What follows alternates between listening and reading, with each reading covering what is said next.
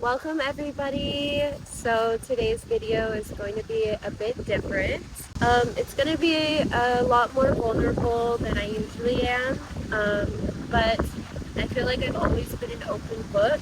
While I initially debated on sharing this with you all, it felt inauthentic to only share the highs and not the lows of this life. To skip over something so dark that altered my life in such a drastic way just felt like I would not be honoring myself or the truth. I won't get into all the details, but earlier this year, I went through a very terrifying, emotional, abusive situation during my first time traveling and starting my life in my RV. Around the same time, an ice storm was coming over Dallas, Texas. So while all I wanted to do was go back home for safety and support, it wasn't the wisest idea. For this reason, Surfside Beach near Houston became our safe haven. We're at the beach! Oh my gosh. This is a dream. Someone's over there flying their parachute thing. So cool.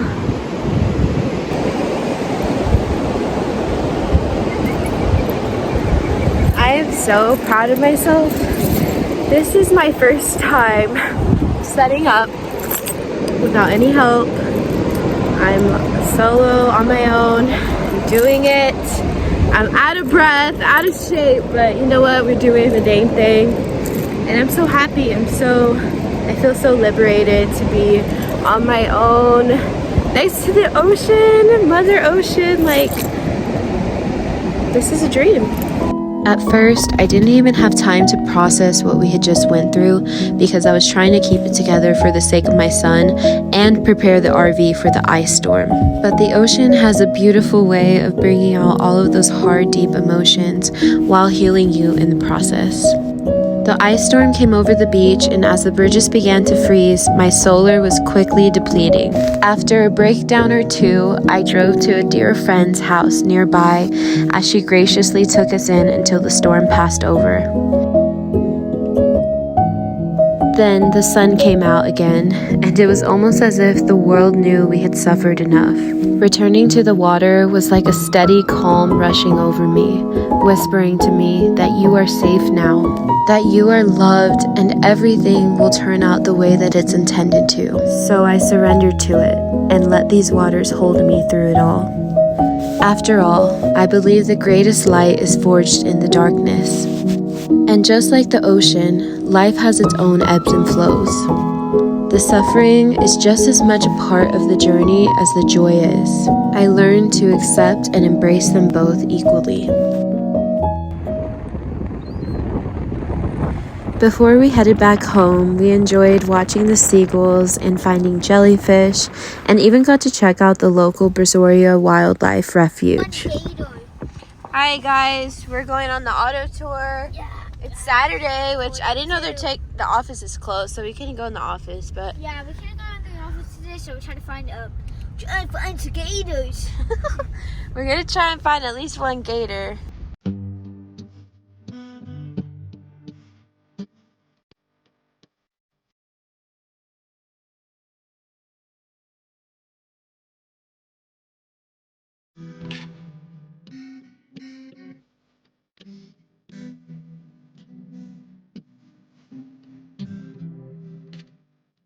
Guys, unfortunately, it's too cold for any alligators to be out. They're here in the water, they're just not gonna come out. But we still saw a lot of birds, and it was really pretty. Once we returned closer to family, my initial plans of traveling and boondocking on free public land in order to save up for my own piece of land eventually went out the window. With our nervous systems completely shattered, I no longer cared about anything except our wellness, healing, stability, and establishing some sense of community. So we stayed at the most naturey RV park that I could find for 4 months. And while I was initially so resistant to this, as the entire reason I chose this life was for freedom from rent, as well as abundant access to nature, I too eventually surrendered to this and developed gratitude for where I was currently. Hi everybody! So, as you can tell from all the greenery outside, spring is coming very soon. And one thing I have been wanting and needing to do for so long is to deep clean my RV. I've just been wanting to get rid of any lingering negative energies. And just, right now is the perfect time to start because of spring cleaning. So I thought I'd take you guys along with me. Jet is at my mom's right now for a few hours. I have to go back there. So I really want to work hard and optimize my time and hopefully get everything I need to get done. So yeah. Knowing that this traumatic event had happened in my sacred space, my home, was very heavy, and I just felt this stagnant and negative energy that was lingering.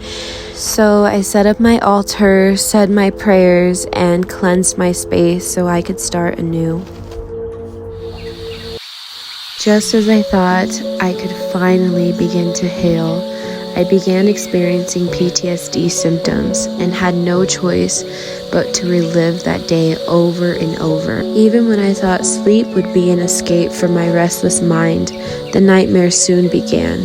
My anxiety worsened and I had to take off days from work and increase my antidepressant dose. Isolation was also something that consumed me. Even though I was technically closer to my family, I felt more far from them than ever. So I turned inward and to God, desperate for anything to bring me back from this brink of darkness. I started doing the practices that I knew had saved my life before: yoga, pranayama, or breathing techniques, somatic practices, and returning back to nature, which all brought me out of my head and into my body again. I knew I had the power to love myself through this, even when I did not feel deserving of that love. And soon enough, life began to feel joyous and light again. I started to dance in my kitchen to a song that spoke to my soul. I cooked nourishing meals that made me feel good. I put my feet in the ground every morning and watched every sunset that I could. I laid on my hammock every day, engrossed in fantasy books that made my own life feel more magical. I started finding joy again from getting lost in a project. I started to see the beauty in the mundane again, the divine in everything. Slowly but surely, the walls around my heart lowered as I began to create safety within myself again. If you've listened this far, thank you. Thank you for allowing me to share this with you on this platform. Since the beginning of time, women have suffered from the hands of men. It is not okay to go around and traumatize people just because you had the advantage and the privilege to do so. You do not have to harm others just because you have been harmed in the past. It is all of our responsibilities to heal our deep insecurities and wounds so that we don't bring harm to others. If you have ever been in a similar situation, I am here for you and I love you. You are not alone. Take all of the time you need to process and heal, for you are safe now. But if I can urge you to do one thing, it's to not allow the suffering to harden you and bring up your walls. We must still choose love and softness despite it all, because love truly is evident in everything around us and within us if we choose to surrender to it.